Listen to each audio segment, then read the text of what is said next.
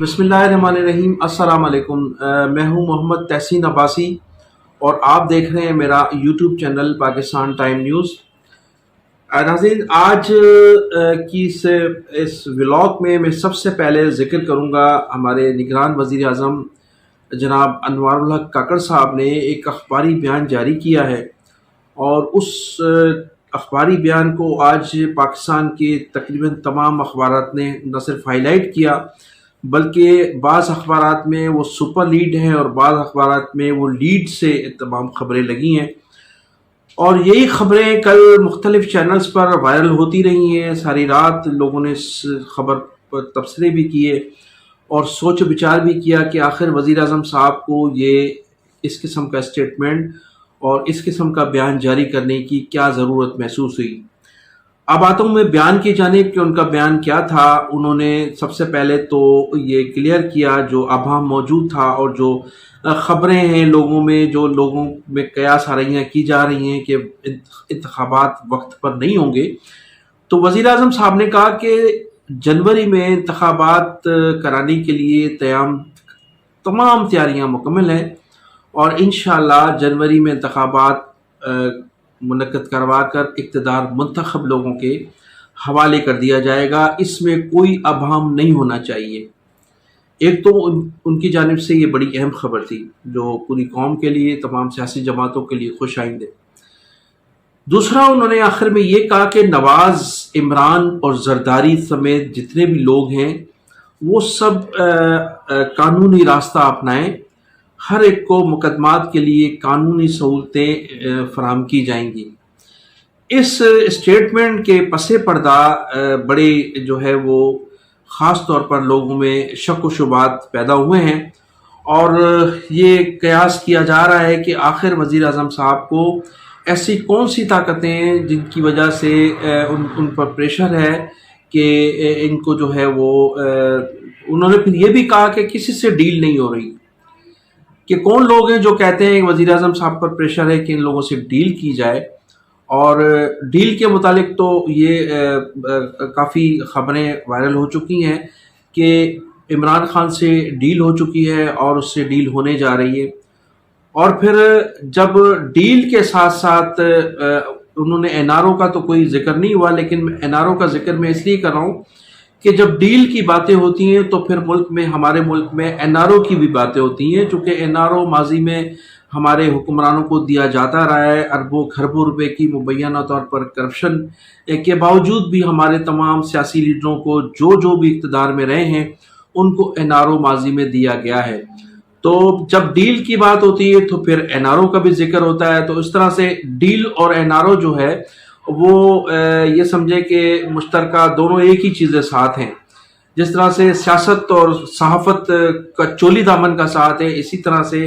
Deal اور N R O جو ہے وہ ایک چولی دامن کا ساتھ ہے، تو پھر ڈیل کا بھی خیال آتا ہے۔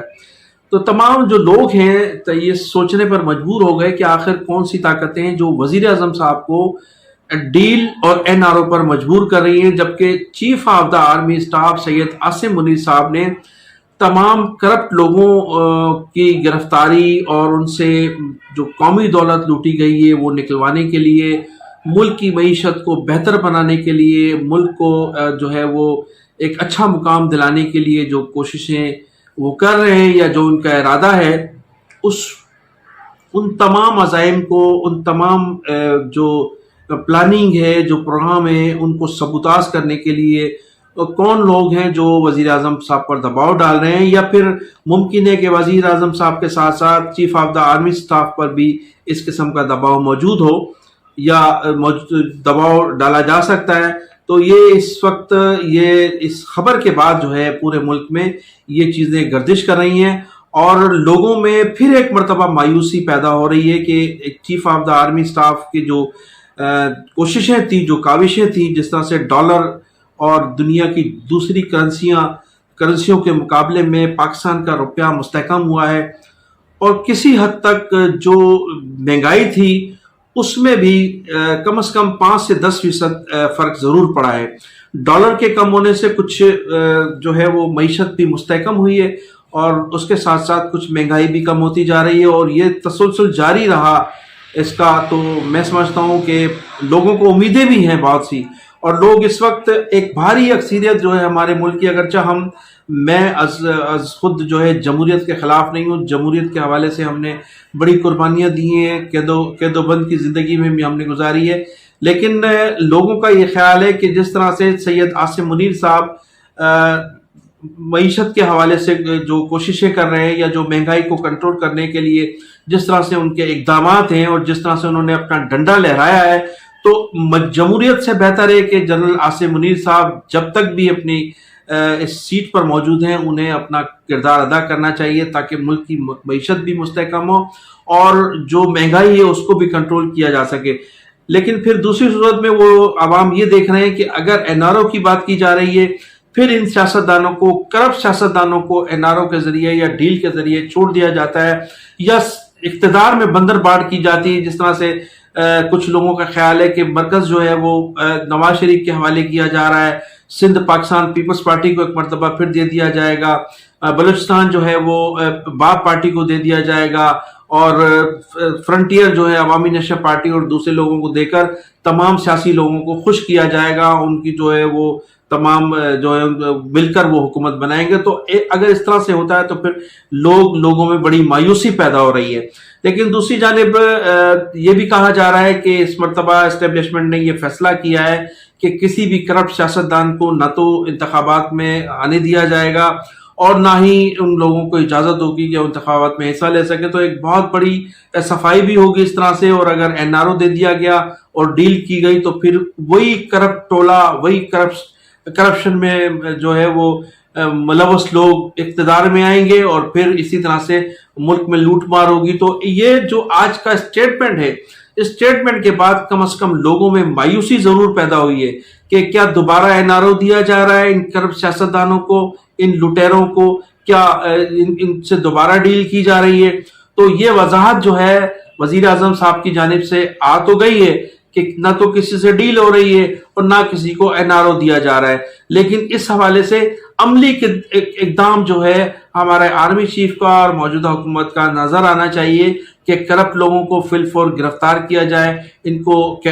فوری طور پر گرفتار کر کے جیلوں میں بند کیا جائے، اور پھر ایسے کرپٹ لوگوں کو کسی بھی صورت انتخابات میں حصہ لینے کے لیے موقع نہ دیا جائے، اور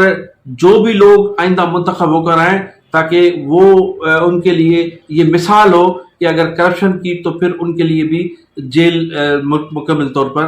تیار ہوگی۔ اب ناظرین، آخر میں ذکر کروں گا متحدہ قومی موومنٹ بہادر آباد اور متحدہ قومی موومنٹ 90۔ اس وقت کراچی سمیت پورے ملک میں، چونکہ کراچی اس وقت معاشی ہب ہے پاکستان کا، اور معاشی ہب کی سیاست اور وہاں کے حالات پر نہ صرف ہمارے ملک بلکہ پوری دنیا میں بسنے والے جو لوگ ہیں ان کی نظریں ہوتی ہیں، اور انٹرنیشنل سطح پر لوگ کراچی کے سیاسی حالات کو بھی دیکھتے ہیں، کراچی کی معیشت کو بھی دیکھتے ہیں، کراچی کے جو معاشی ہب ہے اس پر گہری نظر ہوتی ہے۔ تو اس وقت پورے کراچی کی سیاست پر گہری نظر ہے تمام لوگوں کی، اور خاص طور پر اس وقت جو متحدہ قومی موومنٹ بہادر آباد اور متحدہ قومی موومنٹ 90 ایک دوسرے کے مد مقابل کھڑے ہیں۔ ایک جماعت کو مکمل طور پر آزادی ہے سیاست کی، تحریر اور تقریر کی، ان کے تمام لیڈروں کو کھلی چھوٹ ہے، وہ جو چاہے کریں، مسنگ پرسنس کو بحال لے کر آئیں، جس کو چاہیں اٹھوائیں، جس کو چاہیں بند کروائیں، یہ تمام آزادی ان کو حاصل ہے۔ اور ایک طرف ہے متحدہ قومی موومنٹ 90 جس پر گزشتہ 7 سالوں سے پابندی ہے، اس کے قائد کی تقریر اور تحریر پر پابندی ہے، ان کی سیاست پر پابندی ہے، اور انہیں یہ سمجھیں کہ ان کے تمام کارکنان کو غیر اعلانیہ طور پر پابند سلاسل کیا گیا ہے۔ نہ وہ کوئی جھنڈے لگا سکتے ہیں، نہ کوئی ریلیوں کا انعقاد کر سکتے ہیں، نہ ہی الطاف حسین کے نام پر کوئی جلسے کا انعقاد کیا جا سکتا ہے۔ تمام صورتحال جو ہے وہ آپ کے سامنے ہے کہ بڑی مکمل طور پر پابندی ہے۔ تو ان دو جماعتوں کا اس وقت سب سے زیادہ ووٹ بینک ہے کراچی میں، اور کراچی کی عوام جو ہے وہ سخت اس وقت تذبذب کا شکار ہے کہ آخر مستقبل میں ہوگا کیا، کیونکہ ماضی میں آپ نے دیکھا کہ متحدہ قومی موومنٹ 90 نے، متحدہ قومی موومنٹ بہادر آباد جو متحدہ قومی موومنٹ 90 کے بطن سے پیدا ہوئی، اور ہمارے اداروں نے اس جماعت کو کھڑا کیا تھا 2018 کے انتخابات میں۔ ان کی کامیابی بھی آپ نے دیکھی ہوگی، ماضی میں بھی جو کامیابیاں تھیں متحدہ قومی موومنٹ کی وہ بھی تمام پوری عوام کے سامنے۔ پھر 2018 کے جو انتخابات ہوئے تھے، ان انتخابات میں بھی ان امیدواروں نے جو کامیاب ہوئے تھے، انہوں نے اپنی تقاریر میں، اپنے پمفلیٹ میں اور اپنی کارنر میٹنگز میں یہ کہا تھا کہ متحدہ قومی موومنٹ بہادر آباد نہیں ہے، بلکہ اس بہادر آباد کو مکمل طور پر بانی متحدہ الطاف حسین کی حمایت حاصل ہے، اور ہم جب جیت جائیں گے انتخابات تو پھر پارلیمنٹ میں بیٹھ کر بانی متحدہ الطاف حسین کے خلاف جو پابندی ہے اس کے خلاف بات کریں گے، جدوجہد کریں گے، حکومت میں رہ کر ہم یہ تمام حالات کو کنٹرول کر لیں گے۔ تو یہی وجہ تھی کہ ان لوگوں کو اس 2018 کے انتخابات میں کامیابی حاصل ہوئی، اور کامیابی حاصل ہونے کے بعد پھر ان کا جو مینڈیٹ تھا وہ ہمارے اداروں کی جانب سے چوری کر لیا گیا تھا، اور پھر عمران خان کو جتوا کر جو ہے حکومت بنائی گئی تھی۔ تو اب جو صورتحال ہے وہ ذرا مختلف ہے۔ الطاف حسین صاحب نے اپنی پوری ٹیم، میڈیا ٹیم بھی تشکیل دی ہے، ان کی ایک جو رابطہ کمیٹی ہے وہ بھی پوری طرح سے ایکٹیو ہے، اور کچھ انڈر گراؤنڈ ایسے کارکن سندھ میں اور پاکستان میں موجود ہیں جو ان کے لیے کام کر رہے ہیں، اور پوری طرح سے میسیجنگ ہوتی ہے، میسج کیے جاتے ہیں الطاف حسین صاحب کے، پھر وہ ٹک ٹاک کے ذریعے اور پھر سوشل میڈیا پر پوری طرح سے وہ چھائے میں تمام میسیجز ان کو ملتے ہیں۔ یہی وجہ تھی کہ جو ضمنی انتخابات ہوئے ان میں الطاف حسین صاحب کی اپیل پر جو ہے لوگوں نے لبیک کا اور جو ہے بائیکاٹ رہا۔ پھر بلدیاتی انتخابات میں ان کی جانب سے بائیکاٹ کا اعلان کیا گیا، اور اب بھی جب بھی کسی بھی قسم کا کوئی جلسے کا انعقاد کیا جاتا ہے مہاجر سیاست کے نام پر متحدہ قومی موومنٹ بہادر آباد کی جانب سے، تو ان کا جب بائیکاٹ کا اناؤنس ہوتا ہے لندن سے بیٹھ کر، تو وہ پھر نہ صرف جلسے فلاپ ہو جاتے ہیں بلکہ جو ہے وہ لوگوں کو جو ہے وہ بہت سی باتیں کہنا پڑتی ہیں اس کے حوالے سے۔ تو اس وقت بھی ابھی دیکھا گزشتہ ہفتے جو ملیر میں جلسہ تھا اس حوالے سے بھی الطاف حسین صاحب کی اپیل تھی بائیکاٹ کی، تو 2 سے 2,500 لوگوں نے، پورے کراچی کے لوگوں نے شرکت کی۔ اور اب اورنگی ٹاؤن کا جلسہ بھی ہے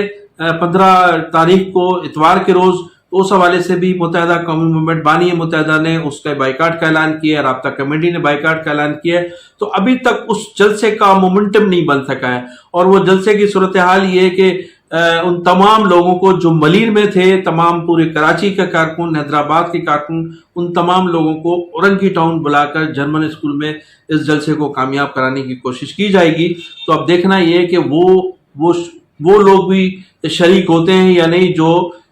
ملیر کے جلسے میں شامل تھے۔ تو ناظرین، چونکہ ولاگ بہت طویل ہو گیا ہے تو آئندہ جو اور بھی بہت سی گفتگو ہیں انشاءاللہ وہ دوسرے آپ کو ولاگ میں بتاؤں گا کہ وزیر اعظم صاحب کا جو اسٹیٹمنٹ ہے این آر او کے حوالے سے، ڈیل کے حوالے سے، اور پھر جو جلسہ ہونے جا رہا ہے متحدہ قومی موومنٹ بہادر آباد کا، اس میں کس حد تک کامیابی حاصل ہوگی اور